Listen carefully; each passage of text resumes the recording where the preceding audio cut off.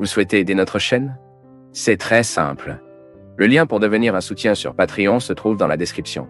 De plus, abonnez-vous à notre chaîne, aimez et partagez nos vidéos avec vos amis et laissez votre commentaire. Ainsi, vous contribuerez beaucoup à la diffusion de la parole de Dieu.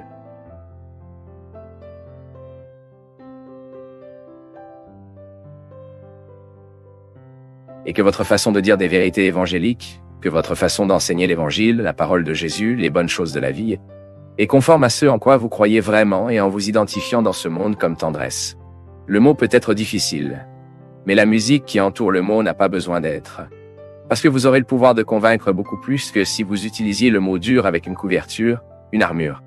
Non. Nous avons tous peur de l'armure, car elle nous rappelle la guerre.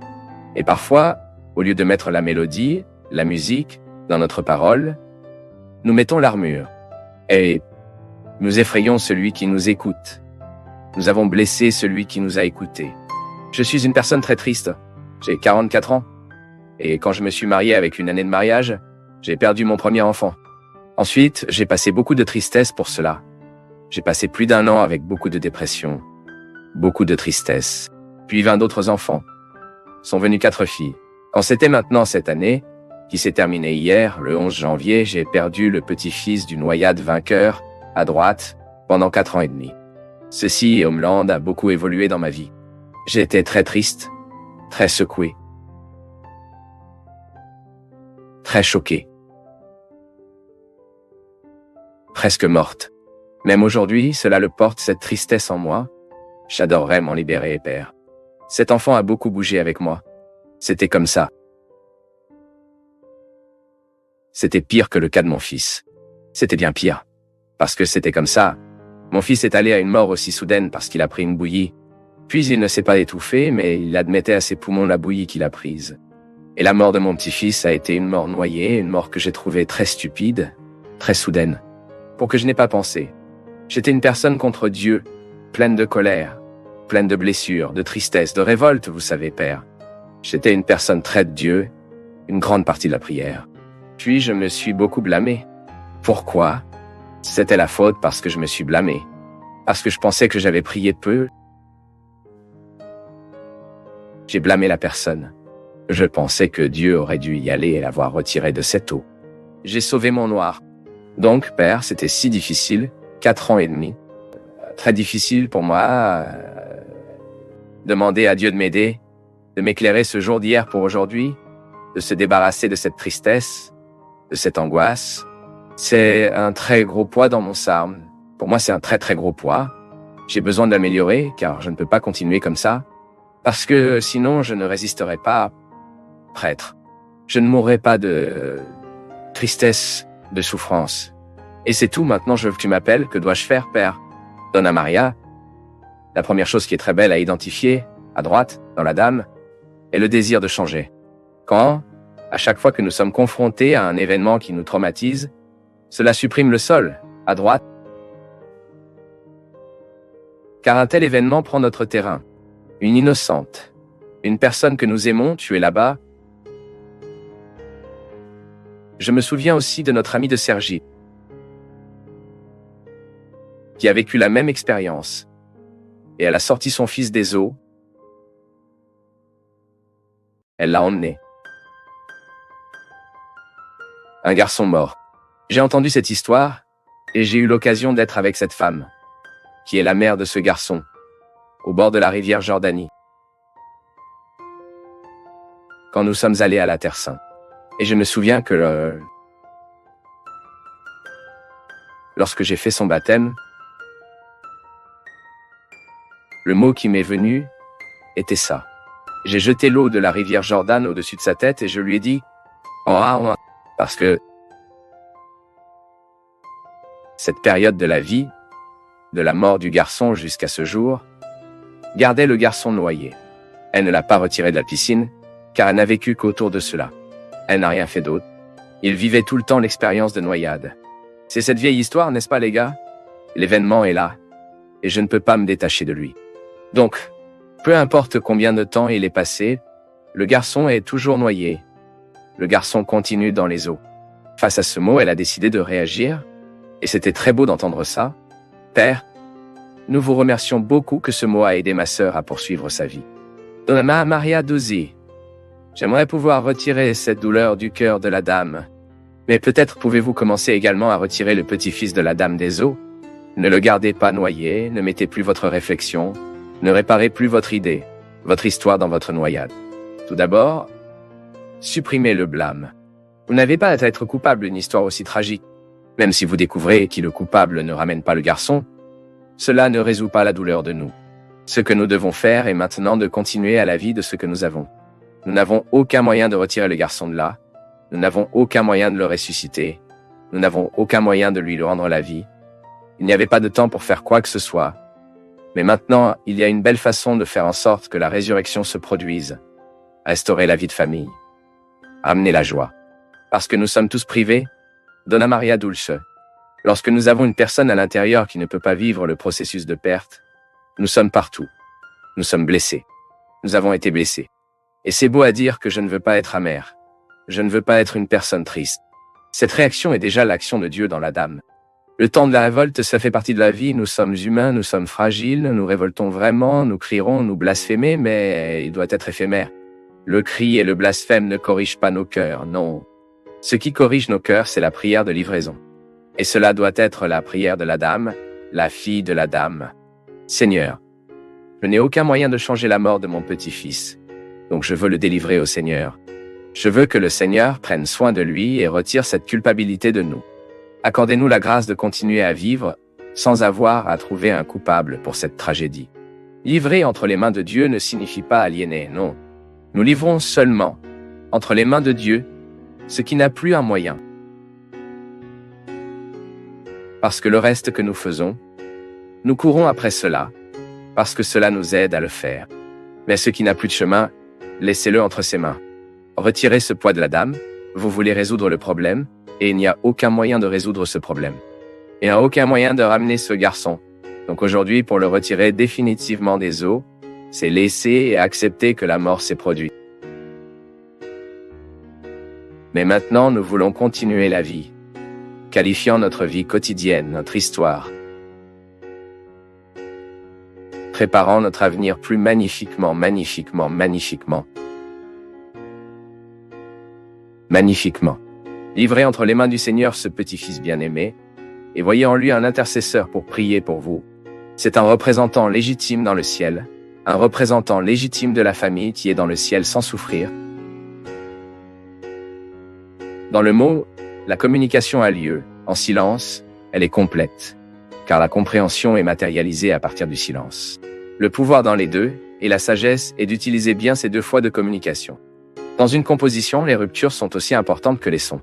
Un bon orchestre est celui qui fait de bien la dynamique des ruptures et des continuités. Même dans le silence de la pause, la chanson continue. Ne dites pas les choses pressées. Mais cela vaut un certain silence qu'un mauvais mot. Le poète Minas Gerais, Carlos Drummond de Andrade, a recommandé aux poètes: vivre avec vos poèmes avant de les écrire a de la patience si obscure. Calmez-vous s'ils vous taquinent. Attendez-vous à chacun réaliser et consommer avec votre pouvoir de mots et votre pouvoir de silence. La recommandation du poète est sage et pertinente. Un poème est juste bien, seulement bon.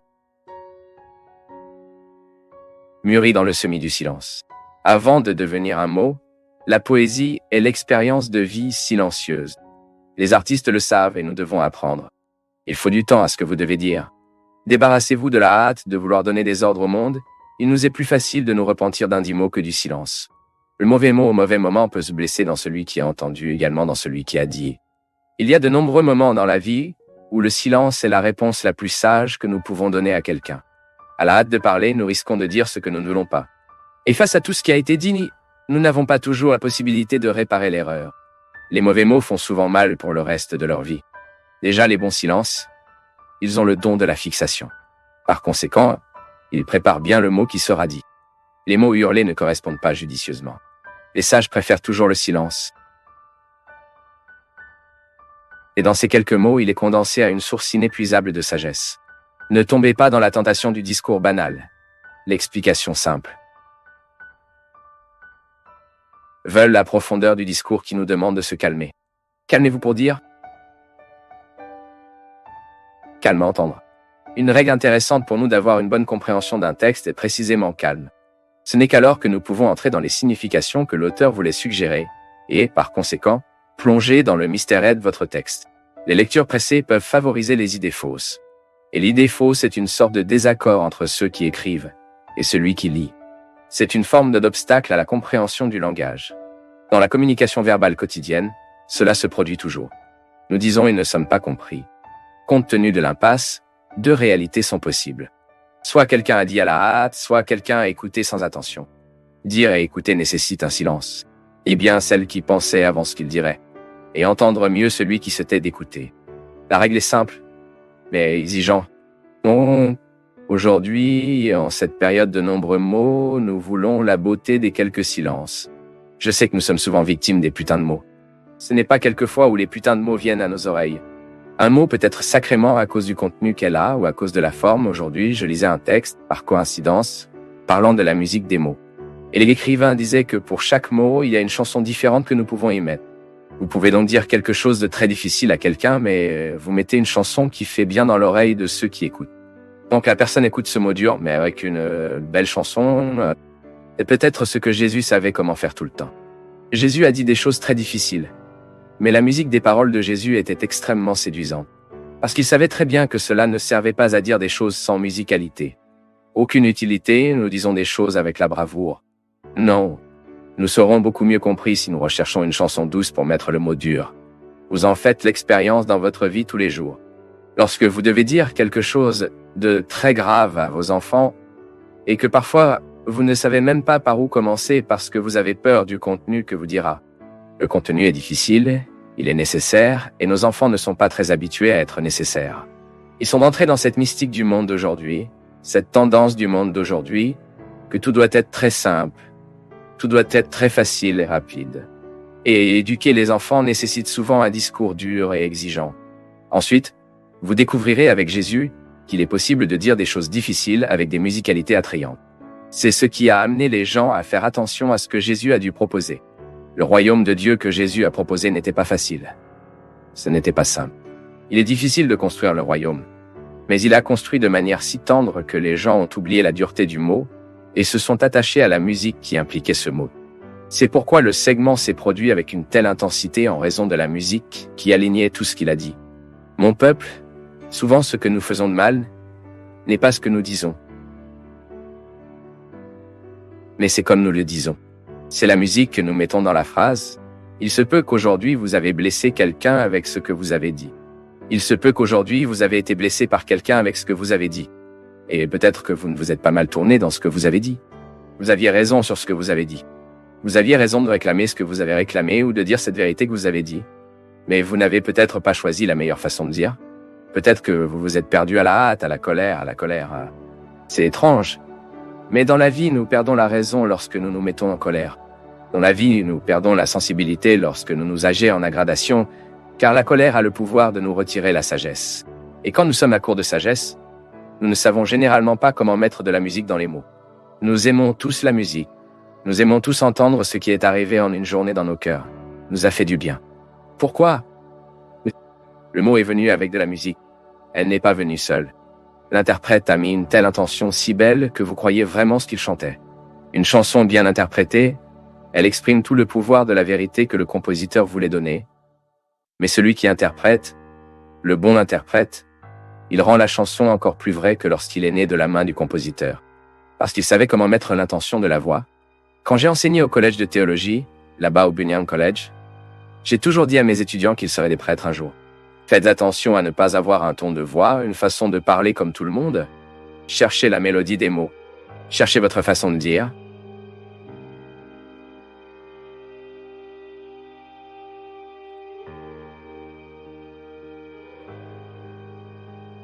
Vous n'aviez pas envie d'étudier hier, n'est-ce pas? J'ai senti. Si j'avais un collège ouvert, j'allais m'inscrire à l'examen d'entrée. En parlant à Everson, mon frère, mon ami, qui est déjà une vie déjà à mes côtés, il m'a dit « Père, je me sentais analphabète. J'allais 2. Everson. C'est tellement bon pour nous de voir une personne sage, une connaissance, articulation de tout ce que la culture lui a donné et regarde qu'il n'est pas encore la meilleure version. En 10 ans, cet homme sera encore plus brillant, plus brillant, plus brillant. L'apôtre Paul était comme ça. Cette version, quand elle est tombée de cheval, le roi nous a tués, il nous avait tués. Regardez la dernière version de Paul. C'est ce qui nous arrive. Un homme brillant qui a réussi à comprendre la liberté humaine, qui comprenait Dieu inhérent à l'homme, l'homme inhérent au Dieu. Quand je regarde, je ne suis pas encore la dernière version que je peux. J'ai tellement de choses à regarder en moi. Donc, pour ça, j'ai besoin de bien paraître avec les gens que je me laisse influencer. Si j'insiste sur une ambiance futile, j'oublie, je ne grandirai pas. Maintenant, si je m'entoure de situations et de gens qui m'aideront à avancer, il y a la moyenne, non? Dire cette étude que nous sommes la moyenne des 5 personnes que nous vivons le plus. Si nous vivons avec des gens qui nous influencent négativement, nous devons faire comme eux. Qui sont vos 5 personnes? Je me souviens de cette scène du film Titanic. Quand ces femmes étaient sur le bateau, dans le bateau, qui était censé avoir beaucoup plus de gens, et ils ont choisi d'aller tôt, abandonnant les gens. Car ils avaient peur que cette botte soit restée pleine. Le personnage dont je ne me souviens pas du nom de l'actrice, qui a une présence très frappante dans le film, elle dit que même si elle a vu le navire couler et ce bateau toujours avec de l'espace pour les gens et qu'ils ne sont pas revenus parce que certains des gens qui étaient en botte, elle aimerait retourner pour obtenir plus de gens. Mais la plupart ne voulaient pas nous retourner. Un pardon qui n'est jamais arrivé. Disons que cette femme a avoué que c'était réel dans ce contexte de l'épave, parce que l'épave était réelle, mais disons que là, quand quelqu'un à l'intérieur de ce bateau qui conviendrait à 20 personnes, 30 personnes, si elle se sent mal à l'aise avec l'attitude de ne pas revenir pour chercher, il a dit à un prêtre a été acquitté par le péché. Mais le pardon de Dieu est reçu. Mais il a une dimension humaine de ce pardon. Mon peuple, que si nous ne trouvons pas, c'est comme si le pardon de Dieu ne provoquait pas les conséquences en nous. Il sait, c'est comme si j'étais privé d'un déploiement de ce pardon reçu. Parce que l'être humain voudra finalement toujours cette cohérence personnelle. C'est un fruit de conversion en nous. Vous pouvez observer. Plus vous plongez dans Dieu, plus votre processus de foi est honnête, plus votre désir d'avoir une cohérence personnelle est grande. La cohérence qu'elle donne se connecte à notre vie. Lorsque vous vous rendez compte que vous êtes cousu à l'intérieur, vous êtes aligné sur une condamnation, et que vos attitudes sont alignées sur cette condamnation. Avons-nous besoin de se pardonner tous les jours? Il est incroyable de voir comment nous devons nous pardonner chaque jour saint. Pour ce que nous ne pouvions pas, pour ce que nous n'avons pas réalisé. J'ai parlé ici au début, non? Je pourrais bien briser mon alimentation, ce qui est un but simple dans ma vie. La fin de la journée vient. La conscience est comme un chombo. Et j'ai besoin de me réconcilier, car si je ne me réconcilie pas, je sculpte dans mon alimentation. Je relativise. Ah, j'ai déjà mangé ce bonbon. Et ainsi, que l'ennemi trouve des échappatoires dans notre personnalité. Parfois, nous trouvons des gens qui sont pris par les diaboliques à cause des violations que ces gens ouvraient dans leur vie, afin que le diabolique grandisse. Cela nous arrive, mon peuple, à travers des choses très simples. Lorsque nous relativions une valeur pour nous, c'est une valeur. C'est une précision pour moi. Si nous nous relativalisons, cela provoque un état d'incohérence. Et cette incohérence nous désirme. Une personne incohérente est une personne malheureuse. Oui, les inconvénients génèrent un malheur. Alors quand je cherche ce pardon de Dieu, et que naturellement fait quelque chose, quoi, mon péché est également pardonné par moi. Dieu pardonne toujours.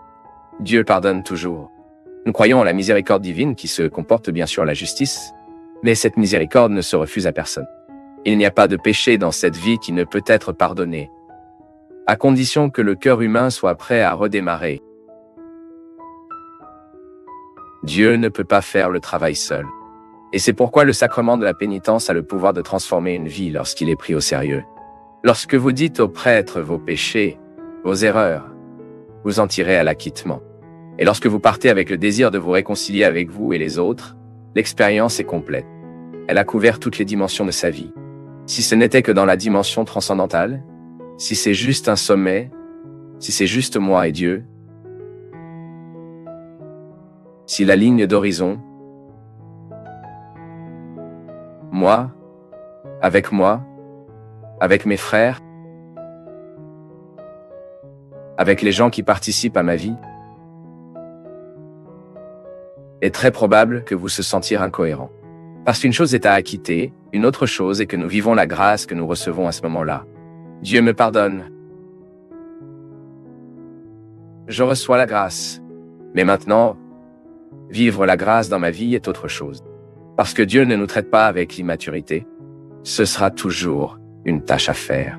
Il est tellement intéressant pour nous de réaliser que le salut de Dieu est gratuit, mais il y a toujours une tâche que nous devons accomplir. C'est la dimension la plus positive du processus religieux en nous. Lorsque vous réalisez que votre expérience mystique vous compromet historiquement et vous met dans la nécessité de prendre des décisions, pour prendre l'attitude, car sinon cette conversion ne peut pas vraiment nous transformer, cette conversion à nous non. Cette religion ne peut pas nous transformer s'il n'y a pas de déroulement historique de ce que nous avons reçu mystiquement. Mais c'est un contexte très large, non? Le pardon sera toujours un défi pour nous tous, car ce n'est pas une magie de recevoir le pardon de Dieu. Cela nécessite une attitude, et nous ne sommes pas toujours disposés à cette attitude. Nous voulons sortir du confessionnal avec tout prêt. Pas le cas? Dieu ne nous traitera pas de manière immaturement malheureuse dans ce qu'il veut guider son expérience religieuse dans le modèle immature de relation. Si la mère ne peut pas faire cela avec son fils, imaginez si Dieu nous le fera. Je me souviens que ma mère nous a éduqués comme ça. Si nous sommes apparus à la maison avec quelque chose qui n'était pas le nôtre, il ne servait à rien d'expliquer qu'il a gagné. Cela a fait aller et nous embarrasser. Je veux voir si vous avez vraiment gagné. La bride à mi-chemin, je n'ai pas beaucoup gagné, je ne l'ai pas trouvé. Jusqu'à ce que vous avouiez que vous avez volé. Il était là dans l'arrière-cour de l'autre et je l'ai apporté à moi-même. Vous n'avez donc pas gagné. Vous le retournerez donc. Je l'ai fait avec mon frère une fois, je me souviens bien. Elle raconte l'histoire. Parce que je ne suis même pas encore né. Mon frère est apparu là-bas avec un chariot qui n'était pas le sien. Elle a demandé, « Où avez-vous obtenu ce panier ?»« Ah, j'ai gagné tellement et même.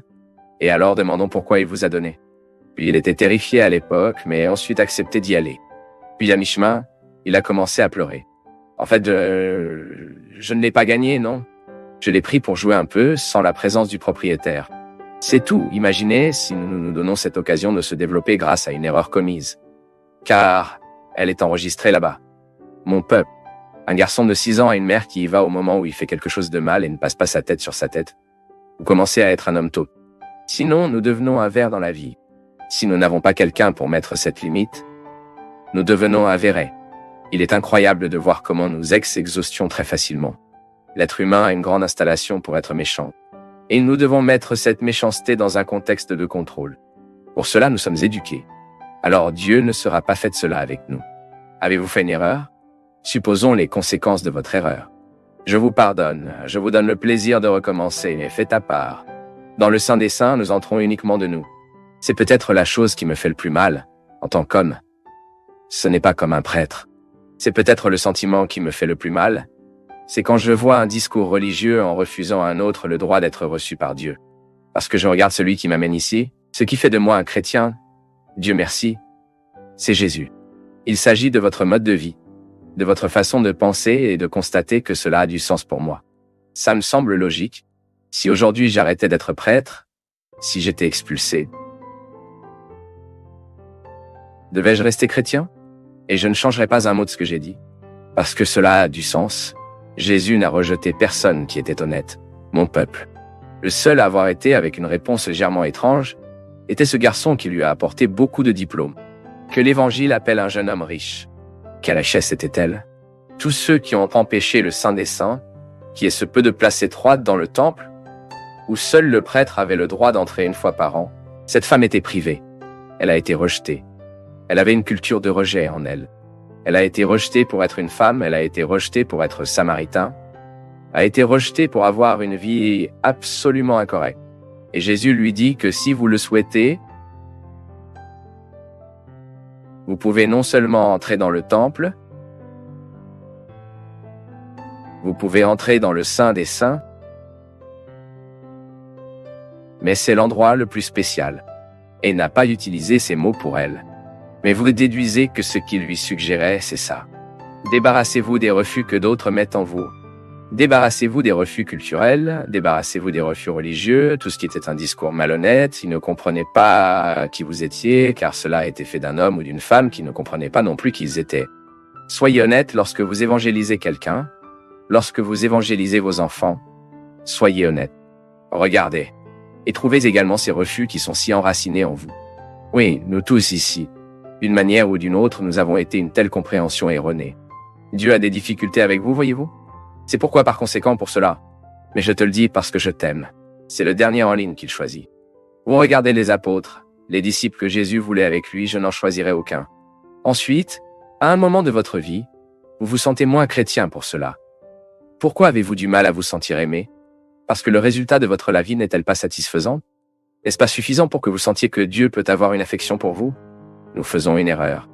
Quelque part, nous nous trompons terriblement. Parce que je ne sais pas ce qui vous reste, je ne sais pas à quel âge vous avez le christianisme, je ne sais pas à quelle bataille vous deviez faire face. Combien de personnes vous ont regardé? Combien de personnes regardent encore ces jours-ci ne croyant pas dans votre combat? Je ne sais pas combien de personnes vous ont regardé avec les erreurs que vous avez faites, ou les mauvais choix que vous avez faits. Je ne sais pas. Ce que je sais, c'est que si vous ne mettez pas ce rejet sous commande, vous serez privé de savoir combien Dieu vous aime. Il échange des royaumes. Le mot le dit. Échanger des royaumes. Rejette, se dispense de toutes les richesses pour rester avec vous. Je n'ai pas le droit de changer une ligne de cet évangile. Donc si je me trompe, je préfère faire des erreurs aux côtés de ceux qui sont rejetés aujourd'hui. Si je me trompe dans mes condamnations qui m'ont été données pour mon expérience avec Jésus, cela ne me dérange pas d'être condamné plus tard. Parce que cette condamnation dans la vie, je ne veux pas vivre. Sachez qu'au nom de Dieu, j'ai méprisé quelqu'un. Sachez qu'au nom de Dieu, j'ai rendu la vie d'une personne pire qu'elle est finie. Cette condamnation dans la vie, mon peuple, je suis conscient que je ne veux pas vivre. Je le répète, je ne suis pas un homme qui complice avec le péché. À aucun moment de ma vie, vous ne me verrez que des structures diaboliques qui nous entourent, qui tuent nos enfants, avec les mentalités de plus en plus diaboliques et socialisées. Non, je n'en parle pas. Ce que je ne veux pas, c'est manquer l'occasion d'annoncer ce Dieu aimant et libérateur qui provoque une nouvelle vie dans chaque créature honnêtement approchée. Et si aujourd'hui vous êtes cette créature pour cela, je suis venu ici. Vous pouvez être sûr que je suis un homme de nombreuses erreurs, de nombreux défauts. Mais je ne perds pas de vue l'amour que Dieu a pour moi. Je ne suis pas hébergé dans mes péchés et je ne veux pas accueillir en eux. J'en ai déjà engagé beaucoup, mais je ne rejette rien que j'ai fait dans cette vie. Parce que c'est exactement ce que j'ai fait dans ma vie, bien et mal, qui m'a amené ici aujourd'hui et que je ne veux pas mourir sans télécharger tout ce que je peux. Vous savez, quand je sais que Dieu a mis un être humain en moi, je veux le faire sortir. Hier, quand le professeur a parlé, j'ai dit « Mon Dieu, comment nous sommes ignorants » à droite.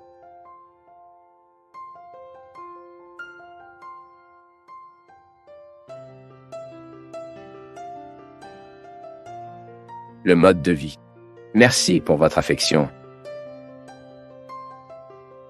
pour votre attention, et que Dieu vous bénisse beaucoup. Que Dieu déverse sur votre cœur, sur votre maison, sur votre vie. La disposition qui caractérisait le cœur de Notre-Dame.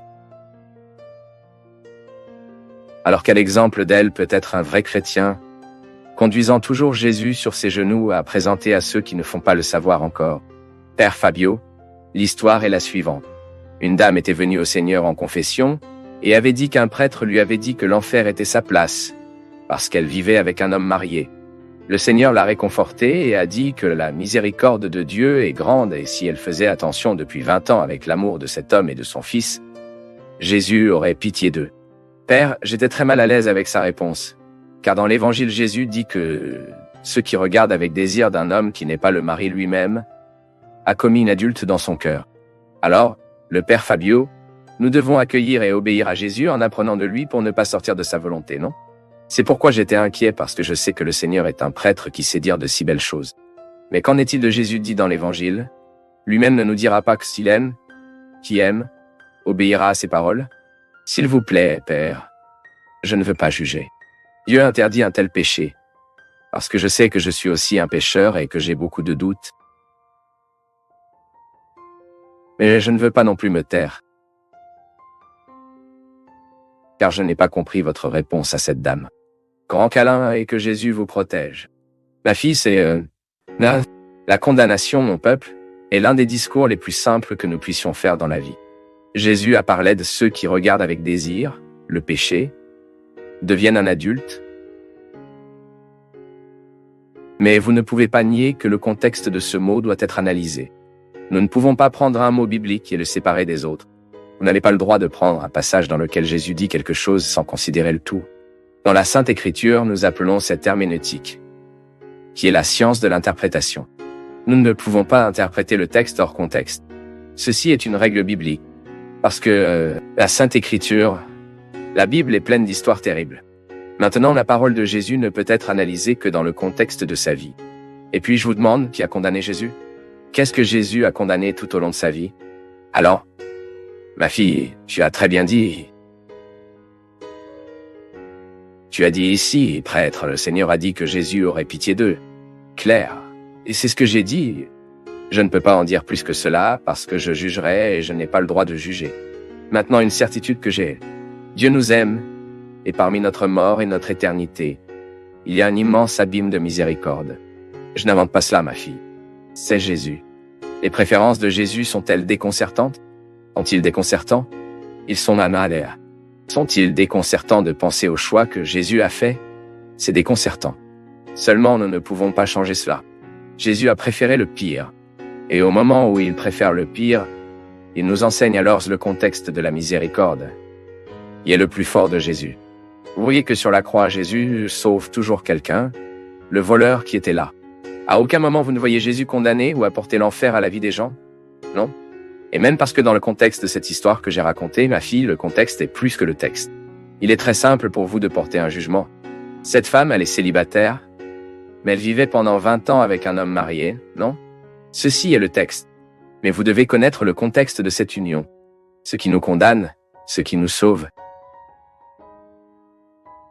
Ce n'est pas seulement le texte. Même parce que si nous pensons que c'est juste le texte qui nous condamne ou nous sauve, nous risquons l'hypocrisie, nous risquons l'idée fausse. Ce n'est pas beaucoup plus. D'accord? La parole de Dieu, peut-elle être appliquée là-bas? Dépend du contexte. Maintenant, je n'ai pas le courage de dire qu'ils sont en enfer. Avec toute sincérité, je n'ai aucune autorité pour cela.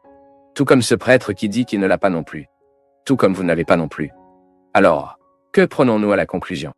Que face aux réalités humaines auxquelles nous n'avons pas de réponse, je préfère rendre les erreurs aimantes. Je préfère faire des erreurs ayant pitié. Je préfère faire des erreurs accueillantes, faire des erreurs d'autres manières. C'est mon choix, mon cher. Ceci est l'option de l'Église. L'option de l'Église est pour déterminer les règles. Mais ces règles ne peuvent pas nous suffoquer.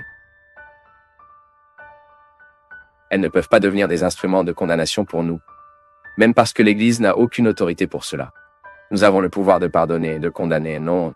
De ce que vous dites, ce que vous allumez ou désactivez, d'accord, nous appelons, mais nous ne l'avons pas encore, nous ne savons pas ce que nous avons accroché, non. Nous n'avons pas le contrôle. Dans ma mission, j'ai le contrôle de ce que je peux appeler. Ce que je raccroche, je ne sais pas. Échappe à mon intelligence, échappe à ma capacité à analyser. Et au moment où je n'ai pas la capacité de savoir, je préfère être dans le silence de la miséricorde. Je préfère être dans le silence de l'accueil, parce que je pense toujours que c'est une façon plus sûre de nous évangéliser. Et puis, vous ne pouvez pas oublier que l'Église donne aux couples de l'Union une occasion de participer à la vie de l'Église. Nous ne pouvons pas nier que la deuxième pastorale de l'Union est une ressource miséricordieuse que l'Église a trouvée pour ramener ceux qui étaient éloignés. Ce n'est pas moi qui a inventé la pastorale de la deuxième Union. C'est l'Église qui donne l'opportunité. Et même parce qu'avec cette histoire de déclarer la nullité du sacrement, l'Église ouvre la possibilité de nombreuses personnes de réfléchir à ce qu'ils ont vécu. Beaucoup de gens pensent qu'ils sont mariés, mais ce n'est pas le cas. A vécu une arnaque. Et si vous analysez, la plupart de ces mariages qui se terminent dans les premiers mois, ils ne se sont pas produits. À présenter le salut. Imaginez que la beauté et la possibilité de retirer une personne de cette vie illégale et de vous donner une vie de sacrement, par exemple. Mais nous ne pouvons savoir que si nous nous approchons. Nous ne pouvons connaître ce côté de la miséricorde que si nous abordons ces gens. Ce n'est donc pas un conflit. Il faut beaucoup plus de travail pour croire à la miséricorde qu'à la condamnation. Seuls ceux qui ont lu les livres du père Fabio de Mello savent à quel point ils sont transformateurs, nous font réfléchir et changer notre façon de voir la vie. Si vous ne l'avez pas encore lu, ne manquez pas cette grande chance. En savoir plus en cliquant sur les liens de description. C'est un passage de Sao Paulo à Corinthiens dans lequel Saint Paul sauvegarde. Il attire l'attention du besoin que nous devons prendre soin du trésor qui est la foi. Il dit ainsi, parfois nous apportons ce trésor dans des vaisseaux argileux, afin que tout le monde reconnaisse que cette puissance extraordinaire vient de Dieu et non de nous. Nous sommes affligés de tous côtés, mais pas surmontés par l'angoisse, mis en difficulté, mais pas sans espoir, persécutés, mais pas impuissants, renversés, mais pas anéantis. Partout où nous portons toujours dans notre corps la mourante de Jésus, afin que la vie de Jésus puisse se manifester dans notre existence mortelle. En fait, nous qui vivons sommes sans cesser à mort à cause de Jésus, de sorte que la vie de Jésus se manifeste dans notre chair mortelle. Ainsi, la mort agit en nous, tandis que la vie agit en vous. Trop beau ce texte. Le trésor que nous apportons est dans un vase de boue. Lorsque nous avons parlé ici au début que notre foi, nous n'avons pas toujours une foi mature pour comprendre ce partenariat entre Dieu et l'humanité, ni même pour réaliser que dans ce partenariat, la primauté est toujours de grâce divine.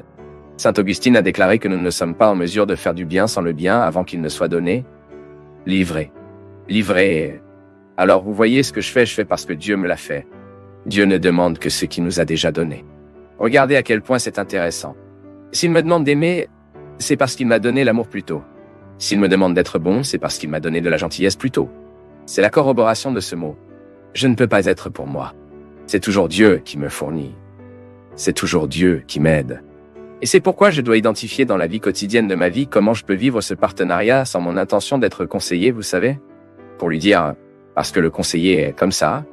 Je sais pourquoi j'ai un conseiller dans ma vie quotidienne. Je sais comment ça marche. Parfois je suis là, prêt à recevoir ainsi, et sot. Allez, monsieur Christian, c'est bon de le recevoir. Mais ce n'est pas moi qui savais le nom de Christian. C'est donc cette information rapide. Je suis à l'intérieur de la camionnette et la fille parle déjà. Père, l'événement est tel. En parler à cela, nous recevra l'évêque. Je ne sais pas quoi.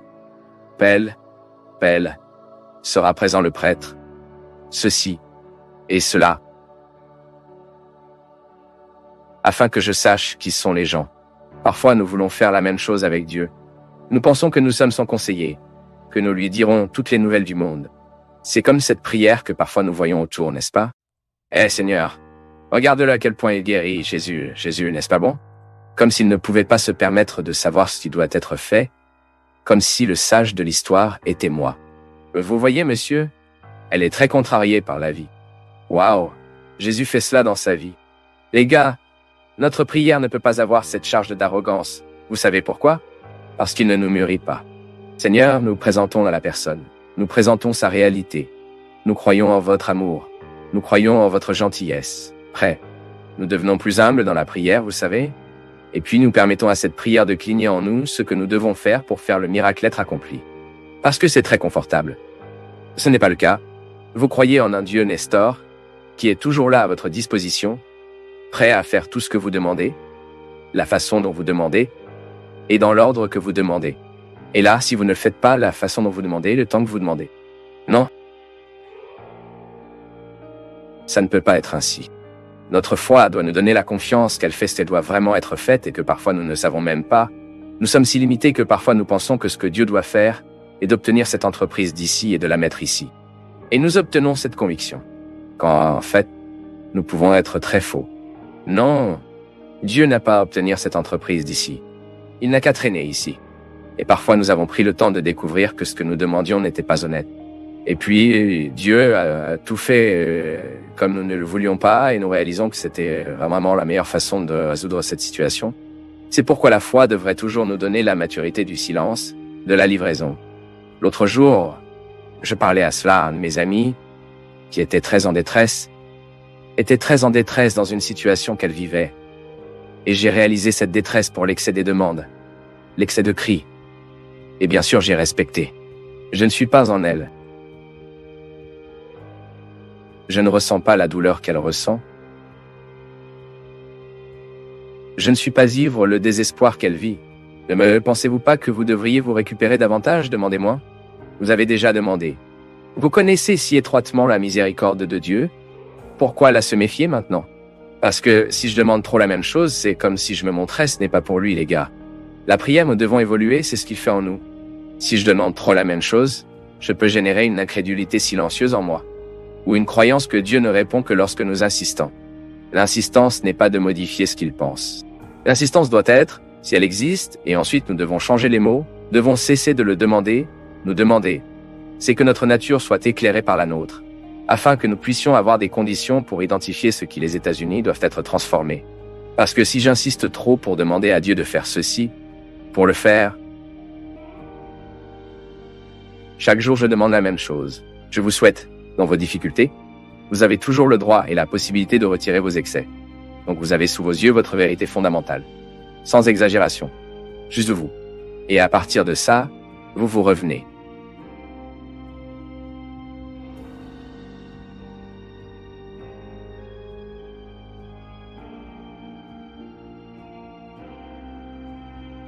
C'est un grand plaisir pour nous tous du Path of Faith d'être avec vous en ce moment.